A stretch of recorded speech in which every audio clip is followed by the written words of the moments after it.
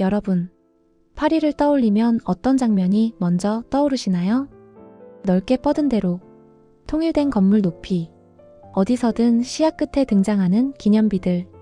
하지만 이 풍경은 오래된 도시의 자연스러운 결과가 아닙니다. 지금의 파리는 의도적으로 만들어진 도시입니다. 오늘은 중세의 혼란스러운 도시가 어떻게 세계에서 가장 상징적인 수도가 되었는지 역사적인 파리 개조 사업에 대해 이야기해 보겠습니다.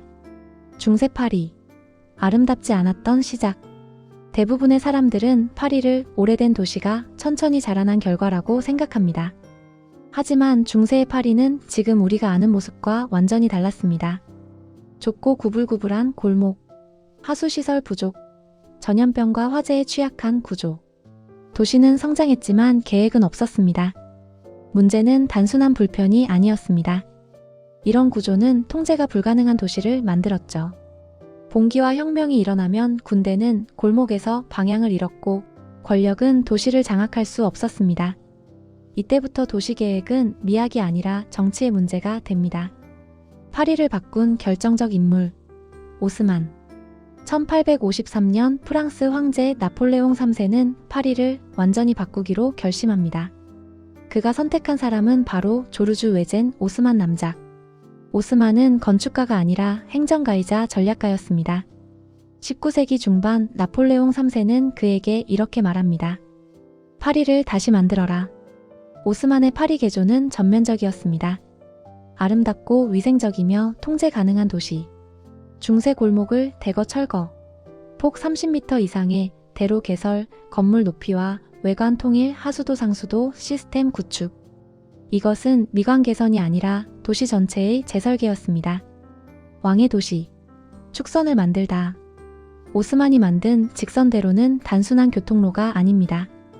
이 길은 권력이 도시 안에 새겨진 방식이었습니다.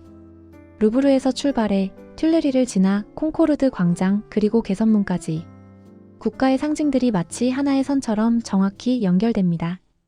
이건 우연이 아닙니다. 도시는 권력을 보여주기 위한 무대가 되었고 직선 도로는 그 무대 위에 그어진 중심선이었습니다. 왕이 중심이고 도시는 그 질서를 따르는 구조. 이 중심 개념은 절대왕정, 제국, 공화국으로 바뀌어도 공간 구조 안에 그대로 남았습니다. 도시는 점점 살아가는 공간이 아니라 보여지는 공간으로 변해갑니다. 오스만의 개조는 위생개혁이자 사회재편이었다. 오스만의 정비 대상은 대부분 중세시대부터 남아있던 도심의 저소득 밀집 지역이었습니다. 특히 임대료가 싼 낡은 주택과 노동자와 빈민이 모여 살던 곳. 이 지역들이 비위생적이라는 명목으로 철거됩니다. 문제는 철거 이후 그들이 다시 들어갈 수 없었다는 것. 그 이유는 오스만식 건물은 건축 비용과 임대료를 크게 상승시켰기 때문입니다. 철거된 저소득층은 선택지가 거의 없었습니다. 도심 외곽 산업지대 근처 교외의 열악한 주거 환경으로 주거지를 옮겨가게 됩니다. 결과적으로 도심은 중산층과 상류층이 거주하는 공간이 됩니다. 도심은 정비된 공간이 아니라 선별된 계층의 공간이 됩니다. 이 시점부터 중심은 부유층, 외곽은 노동자라는 구조가 고착됩니다. 도시는 아름다워졌지만 그 아름다움은 모두를 위한 것이 아니었습니다. 아름다움 뒤에 숨은 목적. 파리의 직선대로를 보면 우아하고 낭만적이라는 인상을 받습니다. 하지만 동시에 매우 실용적이었죠. 군대가 빠르게 이동할 수 있고 바리케이드를 세우기 어렵고 시야가 멀리까지 확보됩니다. 즉, 이 대로들은 혁명을 막기 위한 통제의 장치이기도 했습니다. 도시는 자유를 위한 공간인 동시에 권력을 유지하기 위한 시스템이었습니다. 파리는 미학과 정치가 가장 노골적으로 결합된 도시가 됩니다. 이 사실을 알고 나면 파리의 아름다움은 전혀 다른 얼굴로 보입니다. 통일된 풍경, 파리다움의 탄생. 파리의 건물들이 비슷한 높이와 색을 가진 이유도 이 시기에 정해집니다. 밝은 석회암 외벽, 일정한 층수, 발코니 위치까지 규격화. 이는 미적 취향이 아니라 도시 전체를 하나의 무대로 만들기 위한 선택이었습니다. 어디서 사진을 찍어도 파리답다고 느끼는 이유죠. 이때부터 파리는 개별 건축물이 아니라 도시 전체가 하나의 작품이 됩니다. 현대 파리, 변화를 멈추다.